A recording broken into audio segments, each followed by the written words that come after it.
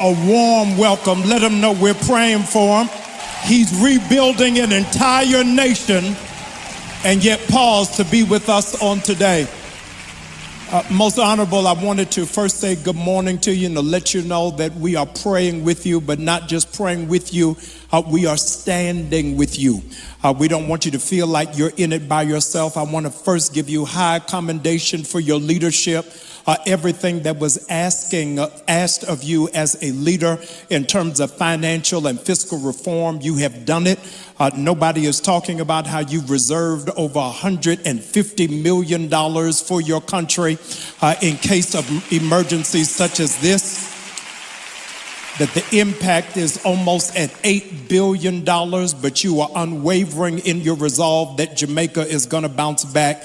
And I wanted you to know that New Birth is standing with you. Standing behind me are the sons and daughters of Jamaica who are in our congregation, who wanted you to know that the whole diaspora stands with you in this moment as you begin to take on the assignment of Nehemiah to rebuild the walls. New Birth, come on, give some love even right now. The Most Honorable Andrew Michael Holness, honored to be with you, sir. Thank you very much for having me in your service this morning. Let me start by saying that prayer works. Yeah. This was a very unusual hurricane. It sat on the south coast of Jamaica for a few days, trying to make up its mind where to go.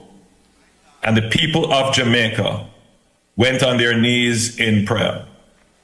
And they prayed that the storm would move past Jamaica. And that storm was threatening to hit in the middle of Jamaica, and then it moved a little more to the south, and then it kept moving to the south. The scientists predicted that the storm would eventually turn and hit Jamaica, which it did. But we in Jamaica have a sense of divine protection. And in our national anthem, there is a line which says, "Guard us with your mighty hand." And I'm sure that we don't question the will of God. But even in this disaster, Jamaica was protected because as our planners and economists look at what the storm could have done in terms of total damage, and though the damage that it did was extensive, we give God thanks because it could have been worse. More lives could have been lost. More livelihoods could have been lost. But Jamaica is still standing, and we're still standing strong. And I'm very appreciative of members of your congregation who reached out to say, "We heard about what happened to you, my brother, and we want to help." And we're very grateful for your contributions thus far. We know you have your own challenges. I was listening in on your sermon to your own outreach. Yes, sir. And that you could have spared something for Jamaica. We're very appreciative. And clearly, if you can do more, we would welcome. As brothers and sisters in faith, your help and your support means a lot to us. So Jamaica has already started to rebuild. The work is in 3 phases. The immediate phase is the relief. We have to address the human suffering. The best way to describe the storm, the impact of the hurricane, Americans would be used to tornadoes and the devastating impact of a tornado.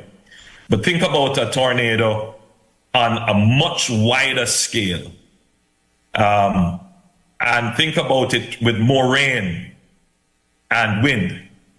And in the areas that were hit, the only way to describe it would be an atomic bomb of wind and rain that would have hit the northwestern and parishes of the island. It was a trail of destruction caused by the eye of that hurricane.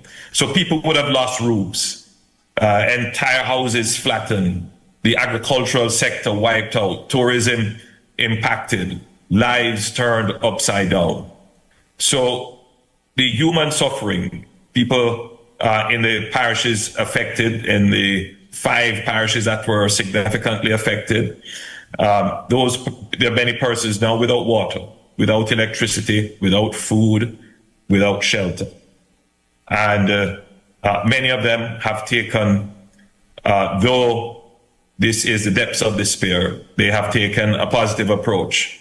We are resilient, independent, and strong people, and they are finding their way. But the magnitude of the destruction in those areas, it would be beyond the individual and even the local government to recover. So the government has launched a massive relief effort to bring humanitarian aid to those who are in need, and that is one way in which your congregation could help. Yes. Simultaneously, we have started the recovery phase to restore water, restore electricity, restore telecommunications, clear roads so that access is possible and commerce can return. And then there is the reconstruction phase. And I believe that is the phase where we would like our brothers and sisters in the diaspora and our brothers and sisters in the United States to come and invest in Jamaica. Because in the recovery phase, this is where disaster turns to opportunity. Yes. And crisis means a new and better way to rebuild.